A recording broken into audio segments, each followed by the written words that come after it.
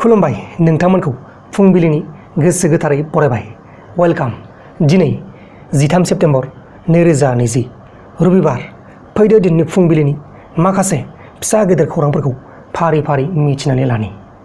गिबि खौराङा जाबाय नारकटिक्स डिपार्टमेन्टआ गासै 100 जन कमार्स फरायनाय फरायसाफोरखौ जि आनजाद आरो नेट आनजादखौ लानानै प्रटेस्ट खालामनायनि थाखाय एरेस्ट खालामनाय जाबाय।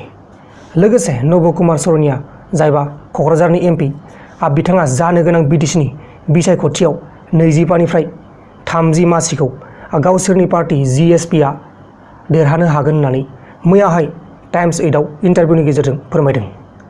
गुबुन फारसेथिं हम मिनिस्टारा मुम्बाइआव कंगना रानावतनि थाखाय Y+ सिकिउरिटि हान्जाखौ सेफटिनि थाखाय दैथायहरदोंमोन आरो बै Y+ सिकिउरिटि कभारखौ जोंनि बे हादोरनि गासै 15 जनाल' बा 15 जन सुबुंफोराल' मोननो हायो।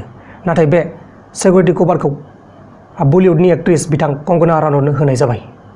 रावबो एक्ट्रेसफोरा बा रावबो बलिउड स्टारफोरा बे सिकिउरिटि कभारखौ मोनफेराखैमोन। गिबिसिन कंगना रानावतआ मोनजेनबाय। दानिया फैदो गुबुन खौराङाव।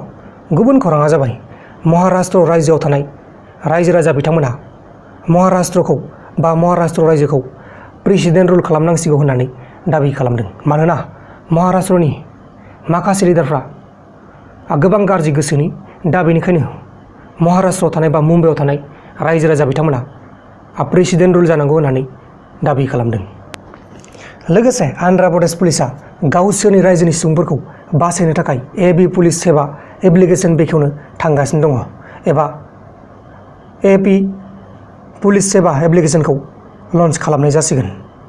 गुबुन खौराङा जाबाय इन्डिया आरो US हादोरनि सावरायनो गोनां 2+2 इन्टार सिजनेल मिटिंखौ साननैसोनि थाखाय दोनथ'नाय जाबाय आरो बे सावरायलायनाय हाबाफारियाव इन्ड' पेसिफिक लैथोमाखौ लानानै सावरायलायगोन होननानै फोसावनाय जादों। अब्ला दानिया फैलायदो गुबुन खौराङाव।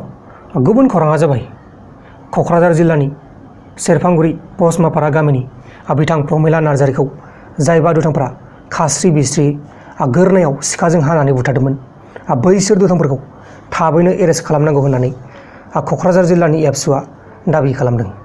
बुथारनाया दिनैजों सानब्रै जाबाय, नाथाय दासिमबो क'क्राझार पुलिसआ एरेस्ट खालामनो हायाखै। जेब्ला एरेस्ट खालामनो हागोन अब्ला नोंथांमोननो आंनि बे प्रान्जल नार्जारि इउटुब चेनेलाव भिडिअ खालामनानै फोरमायगोन। लोगोसे मोजां मोनलायनाय सिख्ला दङब्ला बैखौ BJPआव भट होनो बुं होननानै BJPनि लिडार भबेस कलिताया मैयाहाय BJPनि मेलाव बुंदों। गोसो थोलायनाय सेंग्रा आरो सिख्लाफोरनि थाखाय जोबोर मोजां खौरां। ओरैनोसो बुंदों, आं जेबो मिथिया बे मोजां ना गाज्रि, जायखिजाया बेखौ खौराङाव होनायलाय नोंथांमोननो आंबो फोरमायनानै होबाय।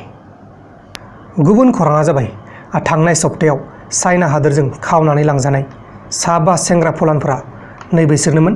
दा बिसोरखौ जोंनि बे हादोरनि आर्मिफोरा गावसोरनि कास्टडियाव सोनानै दोनदों माखासे सोंथि सोंनो थाखाय। अब्ला दानिया फैदो जोबथारनाय खौराङाव।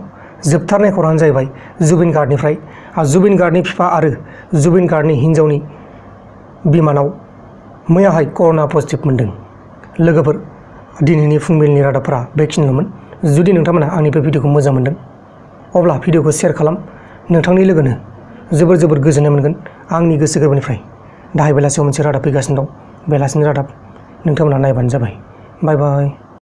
खुलुमबाय बर' फिसाफोर, आं जै बर' हारिनि चेनेलनिफ्राय। स' बे चेनेलाव नोंथांमोना बुहुमनि गोमोथाव सोमोनांथाव खोथाफोरनि सोमोन्दै मिथिनानै मोनगोन आरो आं बे चेनेलाव बर' रावजोंनो बुहुमनि बिदि गोमोथाव सोमोनांथाव खोथाफोरनि सायाव भिडिअ बानायनानै नोंथांमोननि सेराव लानानै फैबाय थायो सानफ्रोमबो। जोंनि बर'फोरनि गेजेरावबो गुबुन गुबुन आयदानि चेनेलफोर थानांगौ, नङा होमब्ला लोगोफोर?